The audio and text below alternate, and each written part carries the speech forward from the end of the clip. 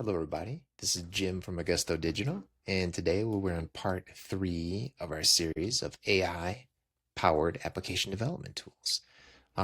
In this series, we're reviewing these amazing tools that allow you to develop by using AI. So, an overview of what we're going to do, we're going to review the tools, we're going to do a live demo and build a weather application that uses third party API tools like the weather app. Insights. We're going to talk about the insights and the strengths of each tool, and we're going to have some practical takeaways for developers, startups, and businesses. So, what is the role of AI development? We're seeing this happen a lot now with new tools coming out almost every day. And these tools help us accelerate development from code generation to automation. It helps us reduce the time to market, quick iterations, testing of new ideas. It also enhances efficiency, like suggestions for optimization and performance. And lastly, there's that business aspect of it where you can do rapid prototypes that really gets us out to the early market stage. In these comparisons, we're going to talk about the ease of use of the tool, the speed and the performance, what features are available, the overall quality, how well that app that is created works, and then the tech stack, along with cost. So the current iteration we're on here, part three, we've already looked at Bolt.new, we've looked at Lovable.dev, and today we're going to look at Vercel's called VO. And very similar to the other systems we've done, right? You can go in here and quickly build your prompt to build out an app. And you can see here, they're kind of showcasing apps that other people have made. So we're going to go ahead and do our prompt. Our prompt, we've used this for the first two parts, and we'll use the exact same prompt. We're going to build a weather application. It's the goal is to build a responsive weather application called the Augusto AI Demo Weather App. It's going to be a modern responsive app called the Augusto AI Weather App. We'll work on desktop and mobile. And we want it to display a form with the required fields of your name, your zip code, and a header that basically tells you to enter your name and zip code in. We're going to try and use the browser's geolocation, or if it's a mobile app, their location from the mobile app. If it doesn't work, we'll fall back to use the zip code. And I'd say the only technical part of my prompt is that I'm telling it to use this open weather API to go and get the weather.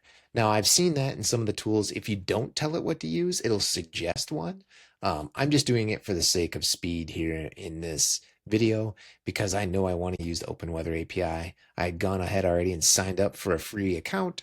I've got an API key that we'll use, and then I'm really telling it to get the latitude and longitude and then pull back the weather. Once we do that in the app, once we submit our name and our zip code, we're going to tell the app here to show the welcome message telling you the person's name and then display the current weather info. And I'm purposely leaving this blank. I'm saying the temperature and the conditions. I want this tool, this AI tool, to come back with what's available to me and let me see that. The last thing I'm doing is I'm setting a dynamic prompt, a dynamic background, I mean, for the weather. So if the weather comes back with snow, I'd like to see a background with snow or haze or drizzle or whatever that is. A couple notes. It's to make the app responsive so it's mobile friendly, have a clean and modern look to it, and choose the best technology. I'd like to see what these applications provide us. If you're a non-developer, you're going to get what the system gives to you. If you're a developer, you might tell it you want certain elements, for example, like the style sheets you like or the frameworks you want to use. So, and also I'm adding one additional requirement that this is more technical, that I'd like this to be what's called a jam stack so I can host it on Cloudflare Pages. What I'm going to do at the end here is I'm going to go back to each of these applications I built. I'm going to deploy them all into source control, and I'm going to deploy them into Cloudflare Pages so people can look at these. All right, with that, let me just copy everything. And I will go right to my chat, and we're just going to paste it in. Now, as with all the other tools, the system works on prompts and tokens. In Vercel here or VO, I've not purchased accounts, so we're only using a free account. In every one of the videos I've done, I've had another account already logged in, but you can do almost all of this without purchasing it. All right, so on the other side, it's showing my prompt. It's telling me it's thinking. So this one's nice. It's actually telling me it thought 5 seconds and it will tell me what it did while it was thinking. So it's going to build a modern, responsive weather application. It looks like it's going to use Next.js with an app router, and it's going to use a framework of Tailwind, right? So it's really being pretty open with what it's doing. I'm going to go close this up, and it's telling me what it's used. Similar to the other apps, I've got a chat window on the left. I've got code window on the right here. I've got a preview window, as well as I've got, looks like I got some options to deploy, share it, and I can fork the code. So really great. Let's watch it build out what it's doing. And all right, so a couple things. In both systems, I've had to enter my API key. You can see right here that it's telling me it's missing an environment variable, and it's telling me it needs to be entered here is it won't function unless I give it an API key. That's great. That means the tool is thinking of me as it's building the app. Let's go see what it's done. All right, so features. This app is responsive design using Tailwind CSS. That's a great platform. It's going to take the input of what I've asked it for, a name and a zip code. It's going to try and use geolocation, but if not, we'll fall back. It's going to use open weather. It's going to get it from the geocoding, and then it's going to show me a dynamic weather, right? So a message and a dynamic background. It's going to inject error handling and messaging. And so it's telling me how to set it up. I need to run this locally, deploy some dependencies. So, and then sign up for open weather and create a key. So this is great. It's telling me right here, I'm going to have to put that in that system. It's creating a background that's dynamic. So, and then here's how you deploy it. It's got the commands to run and deploy directly to Cloudflare and some technical considerations. It's telling me that it's server versus client. The app is doing client components. It's telling me it's going to put the key and it needs to be prefixed. This is great. So let me go ahead and put this key in here and submit it, and let's see what happens when we quickly deploy and preview it. All right, I put my key in. It stored it in its environment variables. It's rebuilding. So it says, great, now that you've added the key to the environment variable in your project, the weather app will be able to make API calls out. That's great. So here we go. Let's take a look at what it comes back with. We weren't very explicit in our design. We said modern and fluid. So here we go. It's got our name of our app. It's asking for an input. It's got the weather. Before we go any further, here's the code. Very similar to other ones. It's laid out. This one is using Next.js. So let's do Jim. Let's do my zip code here. I'm in Grand Rapids. Great. Tells me it's 33 degrees Fahrenheit and 1 degree Celsius. I did not tell either one of the systems what type of metric or Fahrenheit or how we want to do that. So it shows both. It looks like it's showing me the humidity, feels like, and pressure, and it's got an option to start over. What I don't see is my dynamic background. So we're gonna go tell it if we can adjust. Let's start over. Looks like that button didn't work as well. Looks like it's in a little bit of a hiccup here. Yeah, it didn't like it. So let's tell it what's going on. So after I clicked the restart link, the page went white and won't display. Let's see what it does. So it should take my prompt. There you go. And notice that it's obviously did something to restart the app, or it's going to fix the issue with the reset functionality that's causing it. Nice. The problem was likely due with how it handled the page reload, right? So it's handling that and refactoring based on that issue. I'm going to let it finish this. Oh yeah, here we go. The issue's been fixed. It's got a window.reload option, and somehow it looks like it's trying to reload it right now. There we go. Let's do a different zip code, 2902110. All right. And now it's Beverly Hills. This icon is kind of strange. Start over, and that works. Okay. So now let's follow up with, I want the page background to be dynamic and showcase an image based on the weather. Please add a full page dynamic background image that is based on the weather conditions. Example, snow, image of snow if it is snowy, and whoops, and sun if sunny. Use that pattern. Let's see what it says.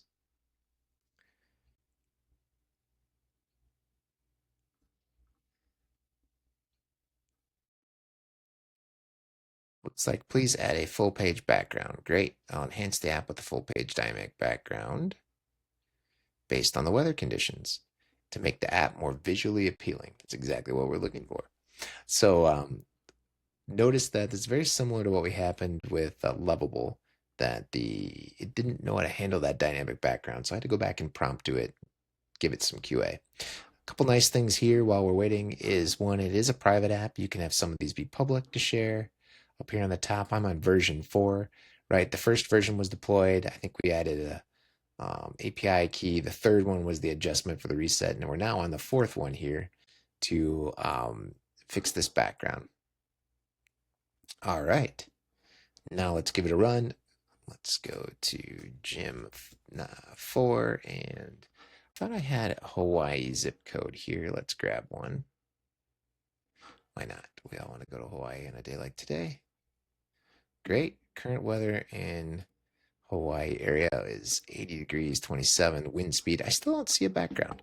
Oh, here we go. Interesting. When the weather data is received, the weather conditions clear, then it looks up the corresponding background images for mapping.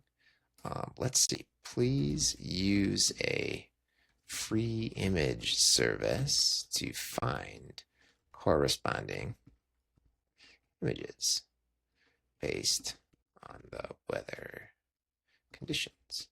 Right, so this tool might not be able to find open source tool out there like Upsplash or some of the others.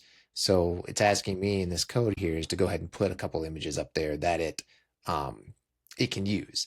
I'm really looking to find something that is more dynamic. Hey, it looks like it's doing it right here. It's going out to Upsplash. It's grabbing a photo based on the weather types. Great. So it understood it the second time I told it I needed that. It's doing some refactoring here. We're on version 5. Again, we can see the code as it's going. We have a preview. Let's see the options to fork this code and share it. Wonder what share does. We're not quite there. Add to code base and I can download the zip. So really quickly, I can pull down the files that we have here and deploy this.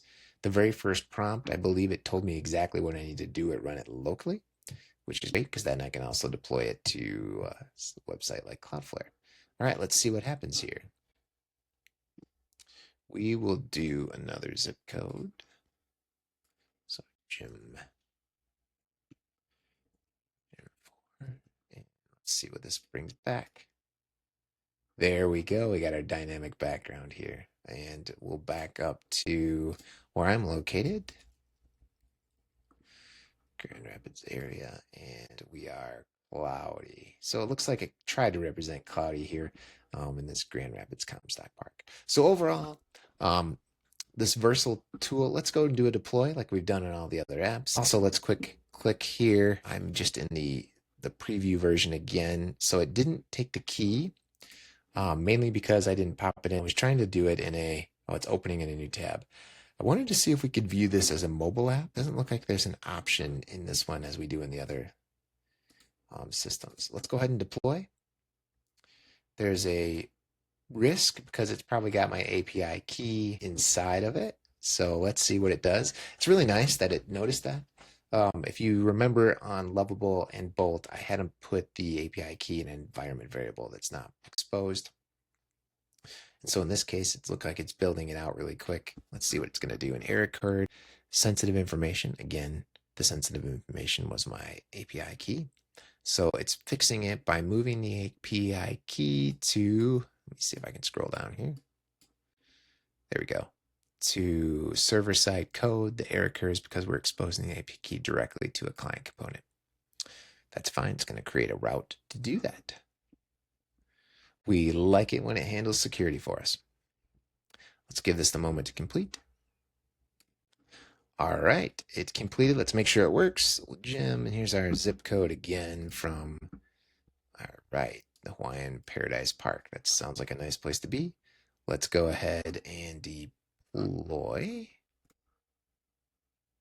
security risk. I feel like it fixed that. I wonder why it's going to do it again. Let's go with the fix and see what happens.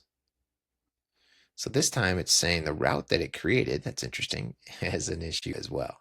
Let's let it build out and see what happens. Oh, it's even got a little keymare. The issue is that we're still using an environment variable in our prefix. So let's fix it again.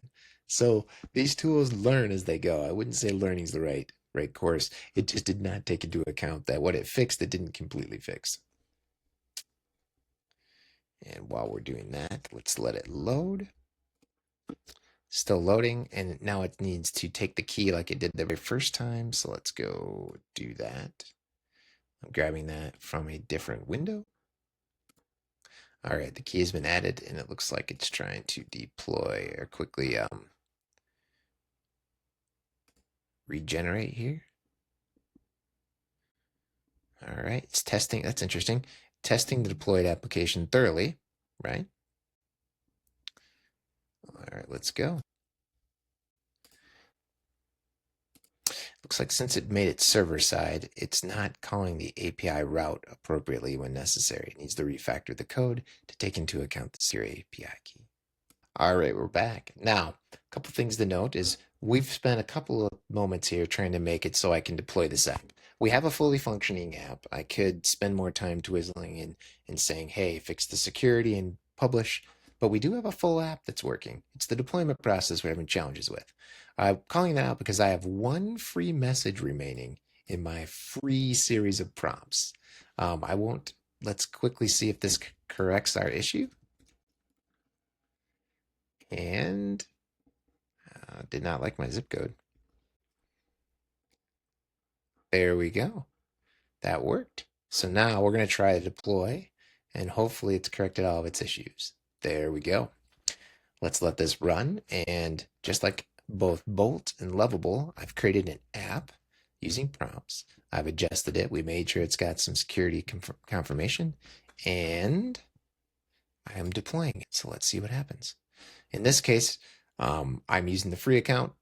Got one more message left. If we would have had an issue, I would have probably consumed that last message to fix it. All right, we're back. It looks like it's taken probably about 2 or 3 minutes to deploy this. So it's giving me deployment. It gives me a URL, and let's see if it kept my key in there. And we'll do Comstock Park. Here we go. Let's see what happens. Perfect. It's working. So we've successfully deployed to Vercel or VO. I'll come back and we'll put this in the blog post, and I'll have my ratings of each one. This was pretty easy to use. It took a little longer to build out the app we wanted it to. I think the design's pretty good. I noticed it did throw some copyrights of where the image came from, so that was thoughtful. And it did fix a few security issues. So I'll upload this and we'll share it. If you've got questions, please leave a message in the post. And thank you.